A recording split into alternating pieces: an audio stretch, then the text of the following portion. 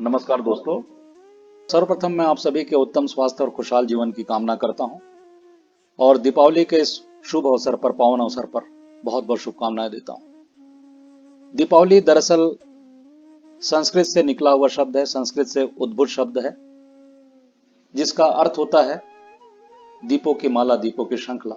दीप plus अवली, इसकी उत्पत्ति संस्कृत भाषा से हुई है और वास्तव में यह शब्द भारतवर्ष में दीपावली का त्यौहार मनाए जाने को अपने सुंदरतम रूप में अभिव्यक्त करता है।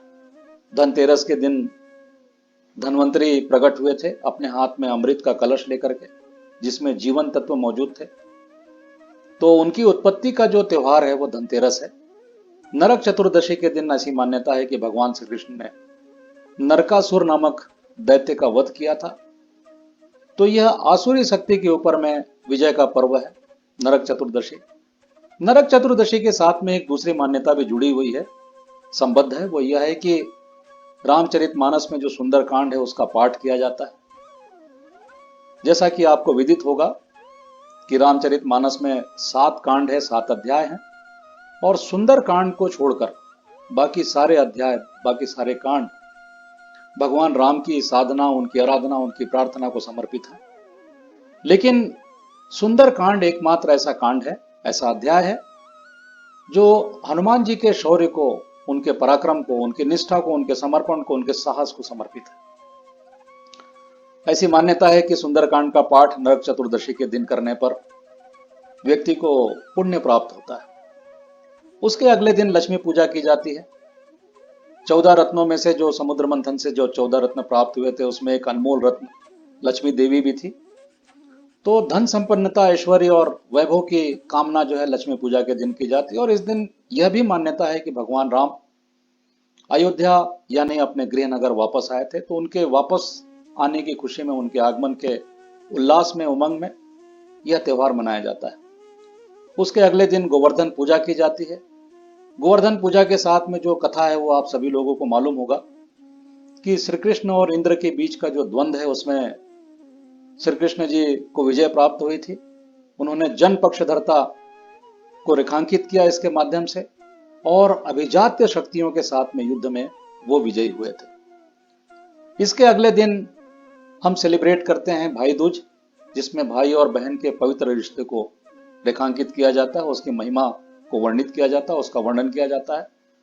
और ये पारस्परिक जो संबंधों में जो स्नेह होता है, जो आस्था होती है, जो श्रद्धा होती है, जो माधुर्य होता है, उसके महत्व को हम इस त्योहार के माध्यम से उसके प्रति अपना जो संकल्प है उसे दोहराते हैं। इसी तरह से आप बुद्ध धर्म में आप देखेंगे तो आपको प्रतीत होगा, आपको ज्ञात होगा कि सम्राट अशोक ने कलिंगा का युद्ध जीतने के पश्चात वहां करीब से, बहुत नजदीक से, बहुत निकट से जो युद्ध की जो विभीषिका देखी, युद्ध में जो बर्बादी देखी, जो तबाही देखी, उससे उनके हृदय को बड़ी ठेस पहुंची और उन्होंने उसी समय ये संकल्प लिया, या उन्होंने तय कर लिया कि अब वो हिंसा का मार्ग छोड़ देंगे। उन्होंने शस्त्र का त्याग किया और भगवान बुद्ध के द्वारा बताया हुआ जो मार्ग है अहिंसा का, प्रेम का, सद्भाव का, सहिष्णुता का, उदारता का, मित्रता का और बंधुत्व का, उस मार्ग पर चलने का उन्होंने संकल्प लिया। तो अच्छाई हमारे समाज में बनी रहे, इस बात को रेखांकित करने की दृष्टि से जो बुद्धिस्ट हैं वो दीपावली के त्यौहार को मनाते हैं। जैन धर्म में यह मान्यता है कि 24वें धर्मगुरु, 24वें तीर्थंकर जैन धर्म के भगवान महावीर को आज ही के दिन जन्म मृत्यु के चक्र से मुक्ति प्राप्त हुई थी। तो जन्म जन्मांतर की जो प्रक्रिया है उससे उन्हें निर्वाण प्राप्त हुआ था। तो उनकी स्मृति को सेलिब्रेट करने के लिए यह त्यौहार मनाया जाता है। सिख धर्म में अगर आप देखें तो आपको ज्ञात होगा कि सिख धर्म के छठे धर्मगुरु गुरु हरगोविंद सिंह जी यह बंदी गृह से आज ही के दिन आजाद हुए थे, रिहा हुए थे, स्वतंत्र हुए थे, लिबरेट हुए थे। एक और महत्वपूर्ण रोचक घटना सिखिज्म के साथ में जुड़ी हुई दिवाली के दिन सेलिब्रेट करने को लेकर के, कि अमृतसर में जो पवित्र मंदिर, जो श्रद्धा का केंद्र है, स्वर्ण मंदिर, इसके निर्माण की जो आधारशिला है वो दीपावली के दिन ही रखी गई थी। दोस्तों, हम देखेंगे कि विभिन्न धर्मों में विभिन्न पंथों में, विभिन्न संप्रदायों में दीपावली का त्योहार भले ही अलग अलग तरीके से मनाया जाता हो, भले ही इसके साथ में अलग अलग परंपराएं हों, अलग अलग कथाएं हों, अलग अलग प्रथाएं हों, लेकिन सबके मनाए जाने के पीछे मनुष्य की एक गहरी आकांक्षा उजाले को प्राप्त करने की है, वो सन्निहित है और वो प्रकट होती है।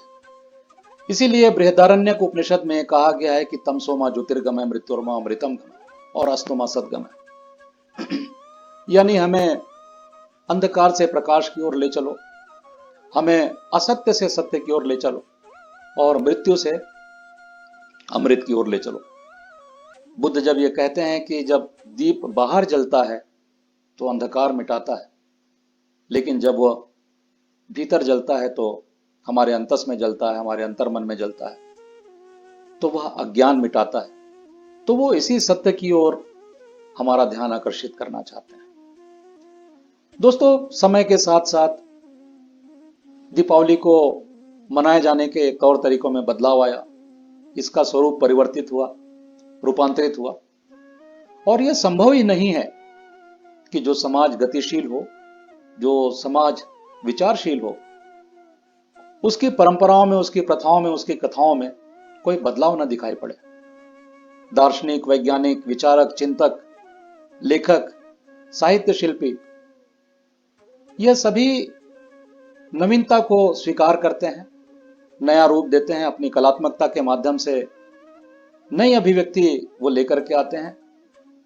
और इसीलिए महाकवि माघ, जिन्होंने एक अद्भुत महाकाव्य लिखा है शिशुपाल वध, उसमें वे कहते हैं कि क्षणे क्षणे यन्ने वितामुपैति तदेव रूपम रमणीतया, यानी प्रतिपल जो नवीनता को प्राप्त करे वही रूप रमणीय होता है।